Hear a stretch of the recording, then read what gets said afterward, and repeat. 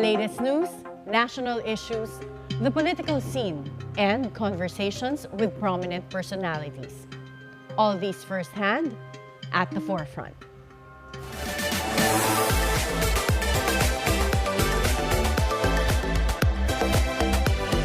Good morning. I am Attorney Karen Jimeno. As Typhoon Kristine batters the country today, the Office of Civil Defense has placed 7 regions in the country under Charlie Emergency Protocol. These regions are Cagayan, Cordillera, Central Luzon, CALABARZON, MIMAROPA, Bicol, and Eastern Visayas. The OCD says Typhoon Kristine is expected to impact 30 million Filipinos. To give us the current situation in Quezon Province, we have Governor Helen Tan. Good morning, Governor Helen. Good morning, Atty. Karen. Governor Helen, since when did the rain start in Quezon Province? It started since Monday late afternoon, and then yesterday the whole day, part of Quezon, especially in southern part, they experienced light to moderate rain, and then yesterday, from midday to until now, we're experiencing. I think we seem to have lost Governor Helen.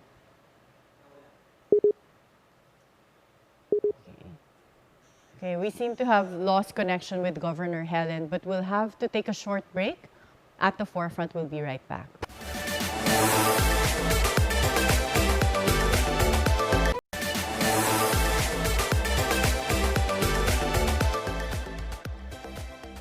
Welcome back at the forefront.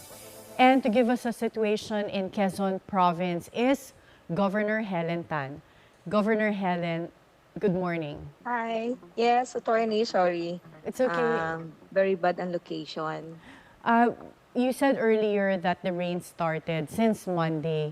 Are there Yes. areas in Quezon that are already flooded? Yeah, we've identified since yesterday flooded areas in several barangays. We have 5 municipalities, but just this morning, 2 barangays in General Luna and in Catanawan, it's in Poblacion. We've got the report that they have almost 3-meter deep water, no? So we already prepositioned naman our responders there. And nakapag-preemptive and forced evacuation naman kami last night, but of course, hindi maiwasan, Atty. Karen, meron pa rin mga matigas ang ulo na ayaw umalis doon sa kanilang tahanan, especially in Poblacion, no? So, but they're okay. Nailagay naman po sa mga evacuation centers yung mga tao doon sa barangay.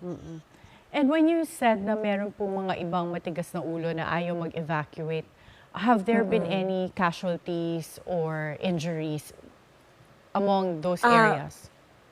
In these areas, wala naman pong reported, no? We're still awaiting mga reports. Usually, late ang pagpasok ng mga report kasi we have isolated barangays. We have island barangays in Polillo Group of Islands. So, ito yung medyo mahirap ang communication namin. Awaiting kami sa report, especially naka-signal number 2 ang Polillo Group of Islands, no? But dito po sa mga na-identify natin na merong areas na nag-flooding since last night, wala naman po na-identify na casualty or na sugatan. But the communication with Polillo Island, has this been cut off? Or meron po ba kayong paraan para ma-reach sila? Yeah, meron naman, but at the center only, no? Sa poblasyon, sa mga operation centers nila. But the barangays natin na I mentioned, the island barangays, very difficult kasi usually they have to find a place to get the signal, and with the rains now, hindi sila makakalabas. So, yun ang hinihintay namin, Atty. Karen, na pumasok sana na report. Later siguro this afternoon, baka sana as per forecast, light rains na lang tayo, and then makakapag-submit sila ng report. At this moment po, gaano kalakas yung na-experience ninyong rains in Quezon Province? Moderate to heavy rains pa rin kami, Atty. Karen.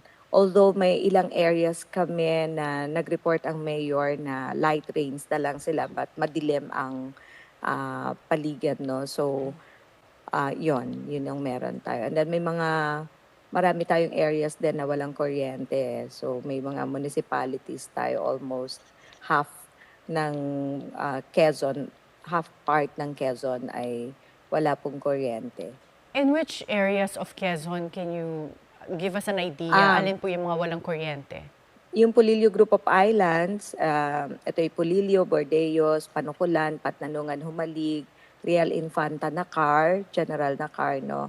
And then sa Tagkawayan, San Francisco, San Andres, San Narciso, General Luna, wala din po, and Mulanay and Katanawan.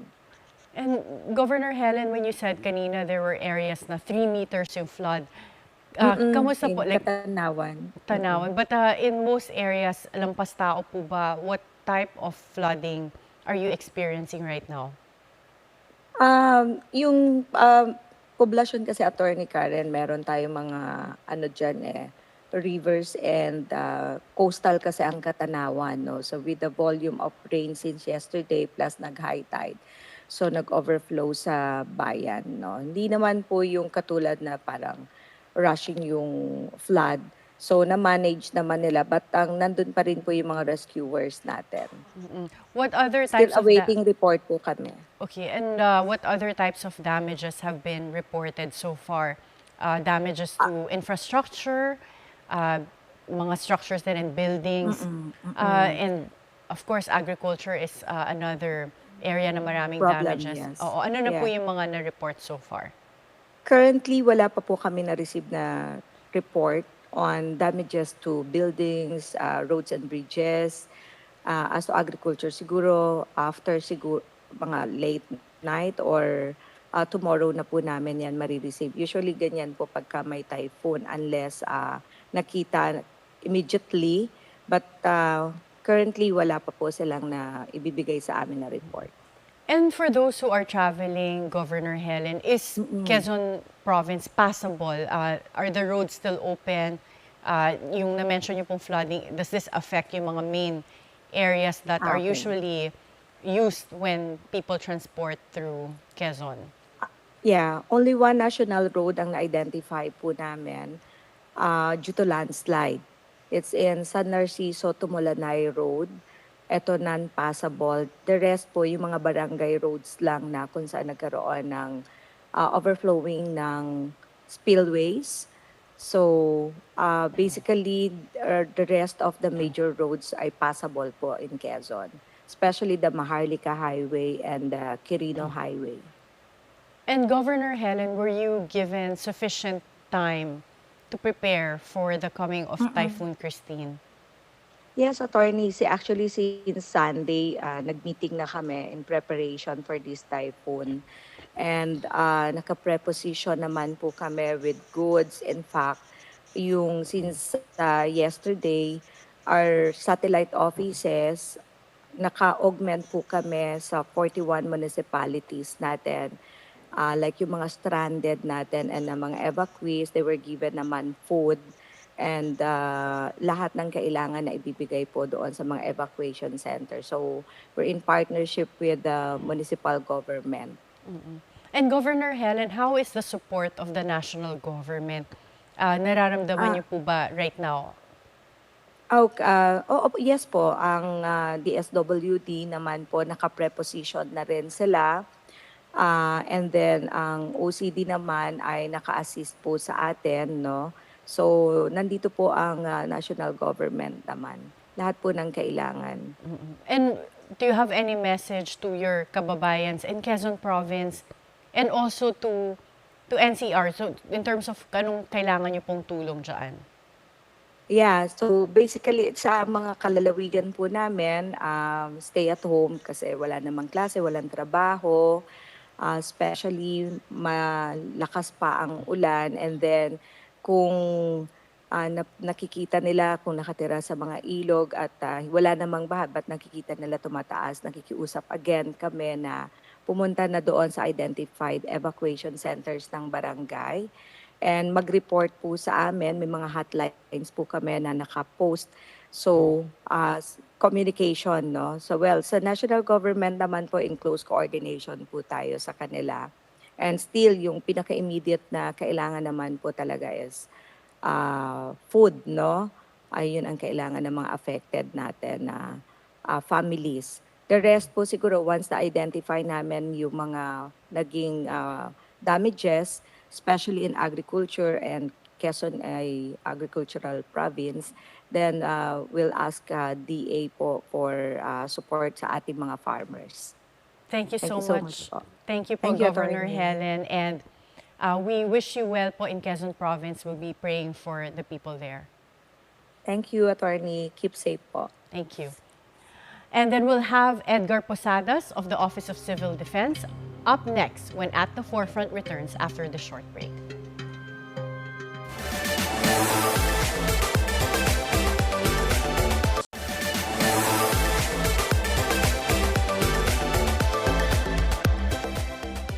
Welcome back at the Forefront. And joining us this morning is NDRRMC Spokesperson Edgar Posadas. Good morning, Spokesperson Edgar.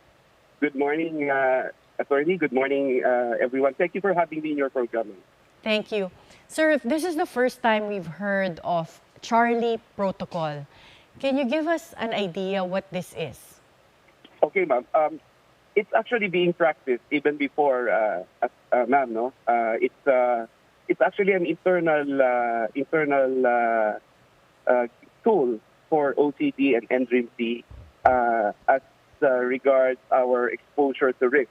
And there are certain parameters that we use. Actually, these are Alpha, Bravo, and Charlie, ma'am, depending on the risk. So low for Alpha, moderate for blue, or for Bravo protocol, and then high risk for Charlie protocol. It's usually, ma'am, when we are exposed or when we qualify for a Charlie protocol or emergency preparedness for response. These are actually levels of response, ma'am, depending on the exposure to the risk. So, meaning when we are when an area is most at risk, then that regional office, together with the Emergency Operations Center, because OCD, ma'am, the regional directors of OCD are also the chair of the regional councils in the region. And so we raise it to Charlie protocol, which usually corresponds, but not always, to elevating our alert status to red. So that's the summary, ma'am, of this Charlie protocol, and that connotes the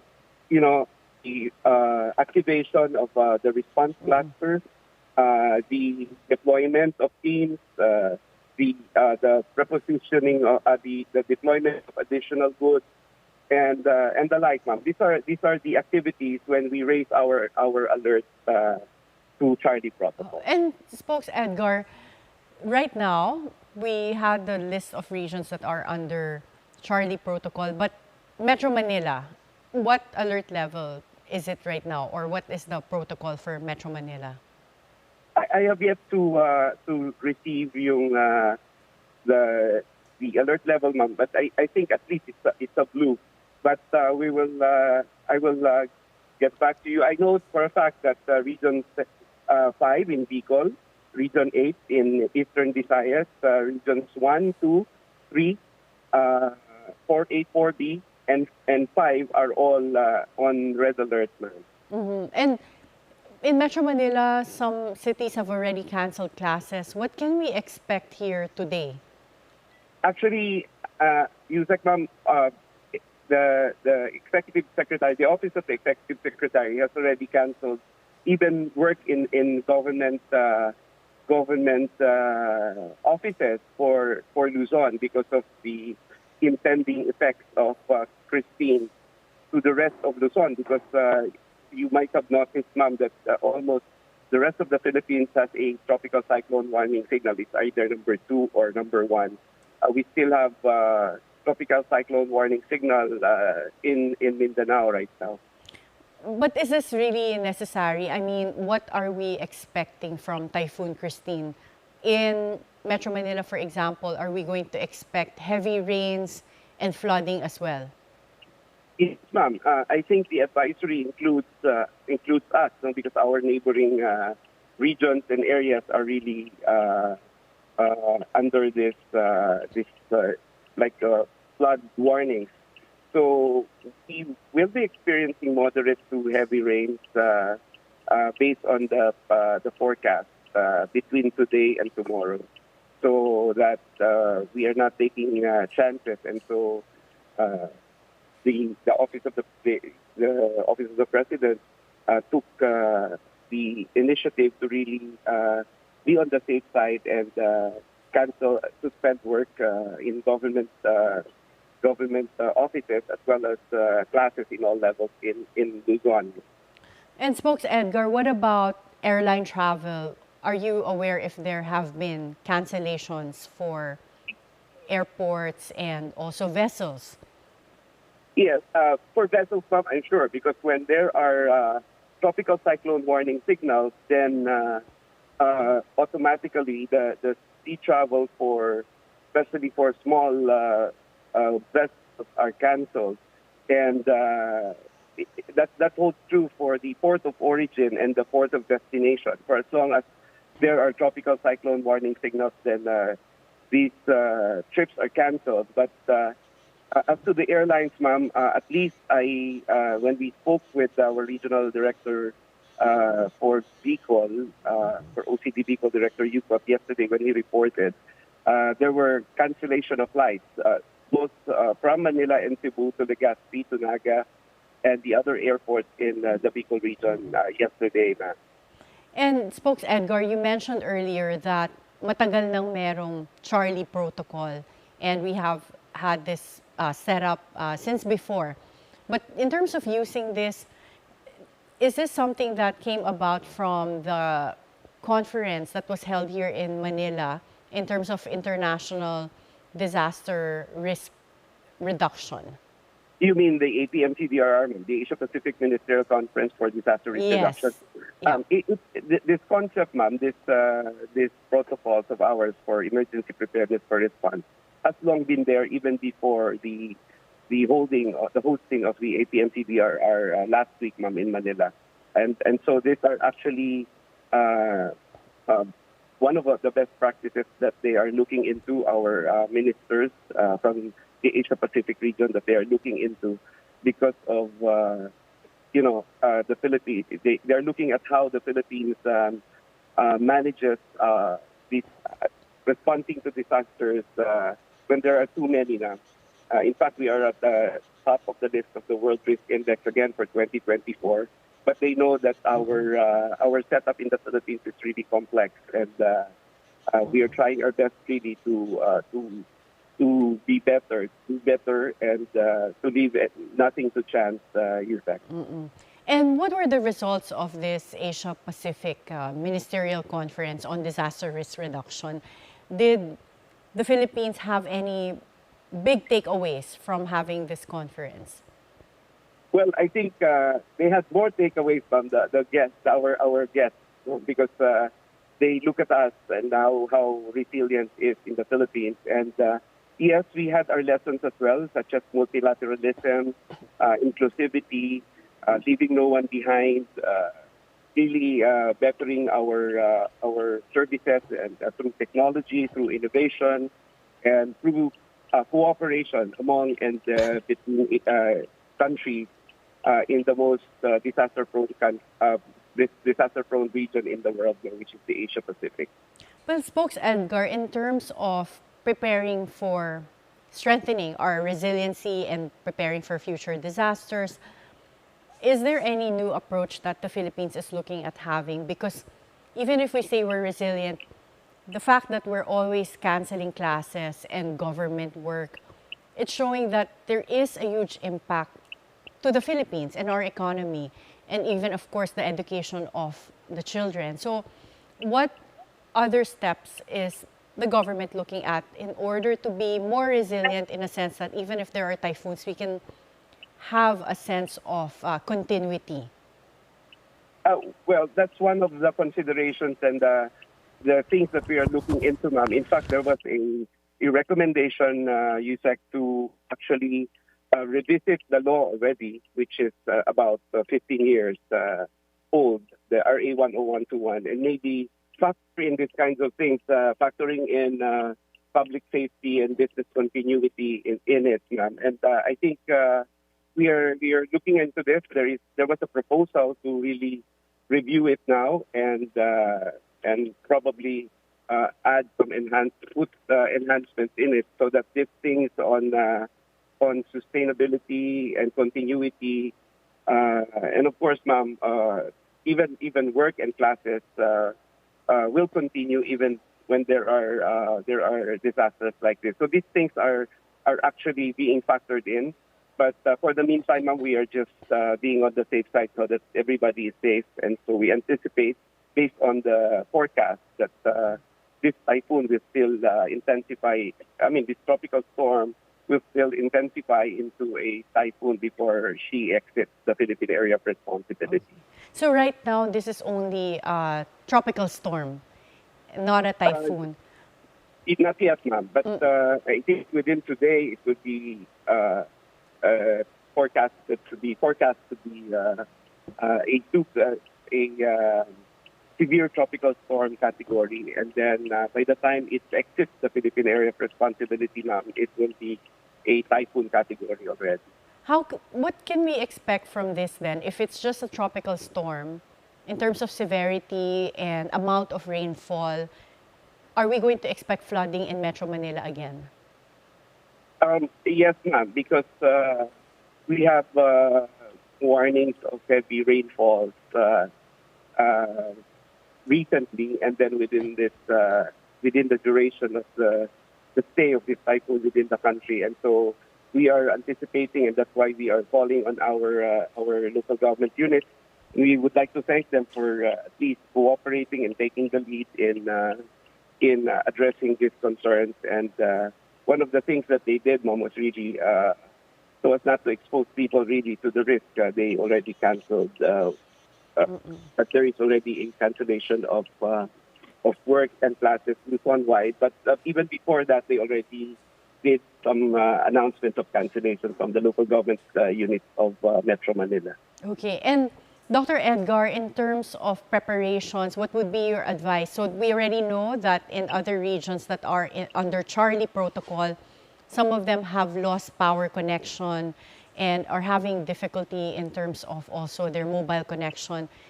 Within NCR and Metro Manila, what would be your advice in terms of how we should prepare for this tropical storm, Kristine? Well, we are talking to you, ma'am, and we're talking to our public through all available means to really inform them of what to expect and how this typhoon behaves. This tropical cyclone behaves. Which is expected to bring really heavy rains and winds, and some may even have storm surges. But we encourage everyone to really take proactive actions to heed the call of their authorities. If they are, for example, invited, ma'am, or advised to temporarily relocate or to stay at evacuation centers, then they should do so, because as government, we are interested in their safety and the safety of all, and that is why we continue in all redundancies to really connect with them, inform them, so that they would understand what the risks are and why is it important for them to act accordingly. Because this is for the safety of them as individuals, because when they're safe, they can keep their families and their communities safe. Thank you so much, Dr. Edgar Posadas, spokesperson of the NDRRMC. Thank you for having me, ma'am. Good morning. Up next, we'll find out about the situation in Albay when At the Forefront returns.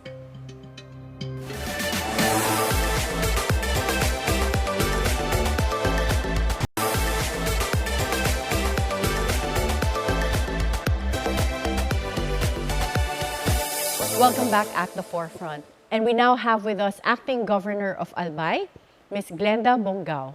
Governor Glenda, good morning.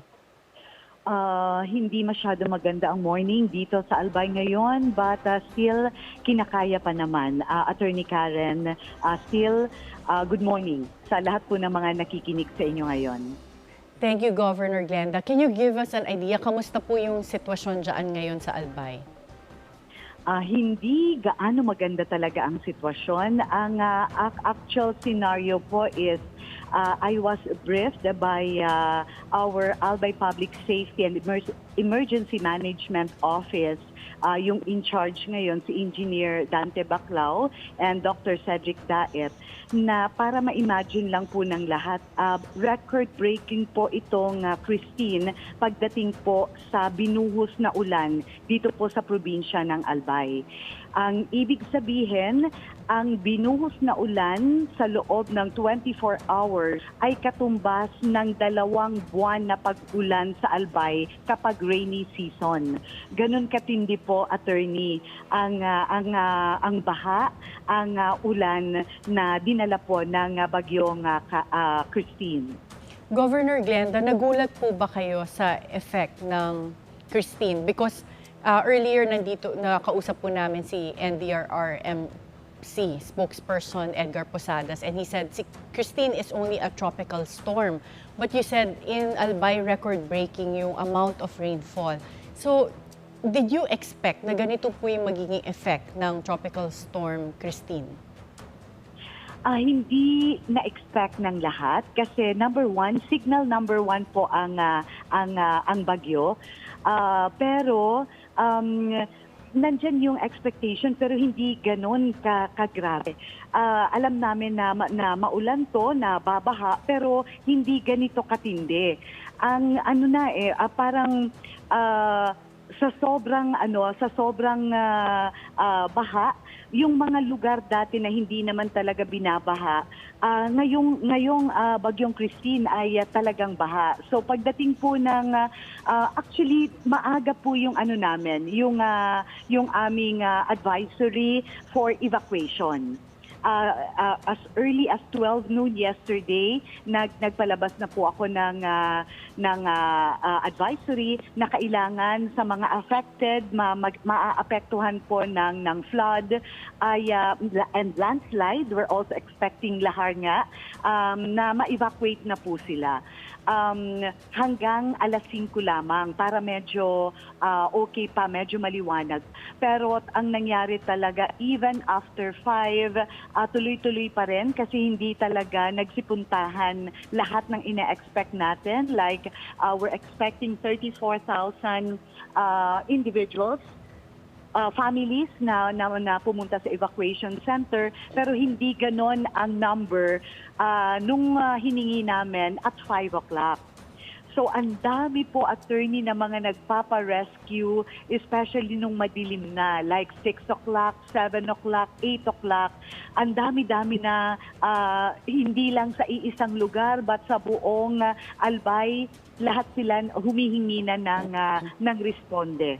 And Governor Glenda, paano po yung rate of response right now? Is Albay, does Albay have sufficient manpower and equipment, or nandiyan na po ba ang national government, nakakatulong na po ba?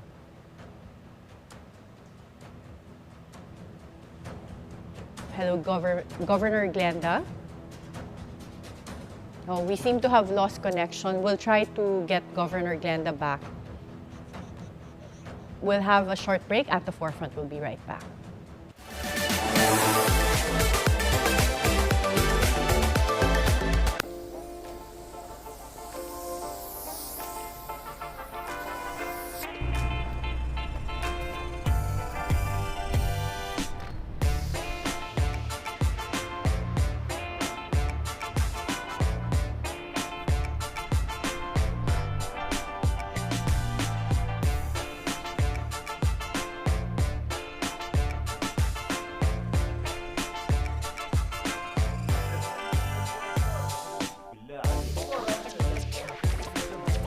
Resistant and art in the same pan.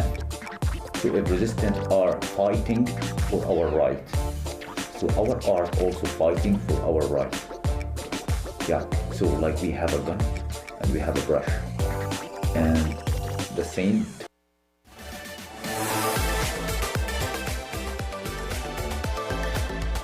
Welcome back at the forefront. And right now we have the Albay Governor Glenda Bongao. Governor Glenda? Yes, I'm back. Attorney, good morning ulit. Thank you po for being with us today. We understand how dire the situation in Albay is right now. And you said earlier na lalo na nung gabi, ang dami na pong naghumihingi ng tulong for rescue. What type of response is Albay able to provide right now? And is the national government able to assist already in what you need?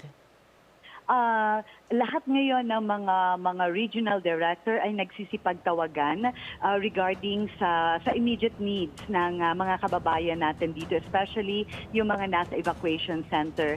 But yung mga immediate needs, ito naman yung mga food packs. Kasi alam natin na ilan ang nandyan ngayon sa evacuation center.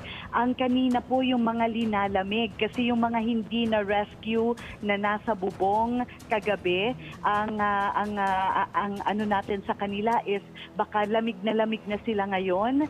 So kailangan natin siguro ng yung maibsan ang lamig nila. We need food, na water, yan immediate needs muna ng ating mga kababayan dito, especially yung mga nasa evacuation center. And Governor Glenda, for those in the Philippines that are not badly affected by Tropical Storm Kristine and they want to help people in Albay, how can they get in touch po with Albay in order to offer assistance? Oo. Dito na lang muna siguro, Attorney, sa Albay Public Safety and Emergency Management Office. Pwede namin na ibigay ang number sa lahat ng gustong tumulong sa sinapit ng mga... Actually, hindi lang po Albay, but ang buong Bicol region. Kaya nung time na nangangailangan kami ng tulong dito sa Albay, hindi naman natin maasahan yung mga kalapit probinsya kasi baka sa kanila mas malala din yung nangyayari nung lalo na kagabi. So parang wala sa aming makatulong dahil lahat naman po dito sa buong Bicol region ay pare-parehas ang sinasapit pagdating po dito. Ang kagandahan lang, Attorney, ay wala pa naman na nare-report na mga casualty. May iilan na report pero more on snake bite or inatake sa puso, pero yung related talaga so far sa ngayon ay wala pang details na binibigay sa amin. Thank you so much, Governor Glenda Bongao, for your time. And we will continue to supervise and see what's happening po in Albay and the Bicol region, but we hope to offer assistance there. Yes. Thank you so much. Thank you. And in the height of the onslaught of Typhoon Kristine, we call on those who are willing to help and donate for those affected in the Bicol regions and other areas in the country. Be timely informed, be insightful of the news, always stay at the forefront. Join us again tomorrow for meaningful conversations that would help you form an objective personal opinion. This is Attorney Karen Jimeno. Stay safe and keep dry in this rainy Wednesday.